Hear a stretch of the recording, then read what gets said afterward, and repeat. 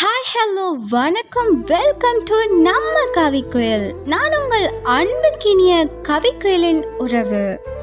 நம்ம கவிக்குயில் கவிதை தளத்துக்காக வேண்டிய அருமையான கவி வரிகளை தந்திருக்காங்க திக்ரா அவங்க. அவ்வரிகளில் சில கவித்துளிகள் இதோ உங்களுக்காக.